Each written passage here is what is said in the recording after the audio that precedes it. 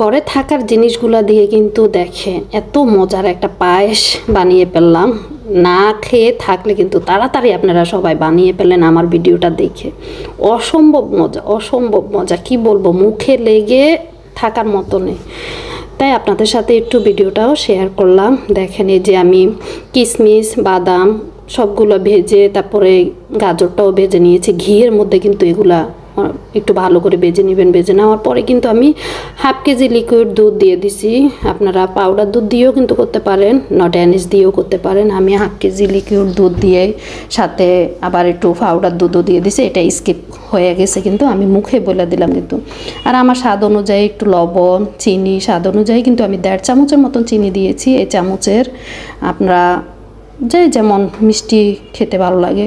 কিন্তু তারপরে এই যে আমি আসার পরে এই যে দিয়ে দিছি, সাবুগুলা দিয়ে দিছি। সবার ঘরে কিন্তু এখন সাবু থাকে, সবাই কিন্তু একদম সাবুটার এখন নাস্তার আইটেমের মতনই করে ফেলছে। কিন্তু এই যে গাজর, সাবু এগুলা দিয়ে কিন্তু ওই যে পায়েস দিয়ে দিছি। কিন্তু লুডুসের পায়েস কখনো খেয়েছেন কিনা জানি না।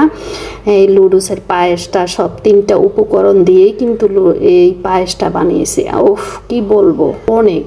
এটা ডেজার্ট হিসাবেও তো দেখাইয়ে দিলাম আপনাদেরকে। সবাই একটু হলেও ট্রাই করবেন। কিন্তু আমি কিন্তু এই ডেজার্টটাও দেখাইতে হয়, আমি আপনাদের সাথে ভিডিওটাও একটু শেয়ার। একদম ঘন হয়ে গেছে, কালারটা কিন্তু অনেক সুন্দর। আর পাউডার দুধের ফ্লেভারটাও কিন্তু অনেক ভালো লাগবে। কিন্তু যদি আমার ভিডিওটি ফলোয়ার ভাই বোনেরা কীভাবে কে ট্রাই করছেন আমাকে একটু কমেন্ট করে জানাবেন। আর সবাই ট্রাই করবেন, এটা অনেক উপকার, অনেক উপকারী একটা জিনিস। কিন্তু আপনারা সবাই একবার হলো ট্রাই করে দেখবেন। কি বলবো, এটা বলার বাইরে।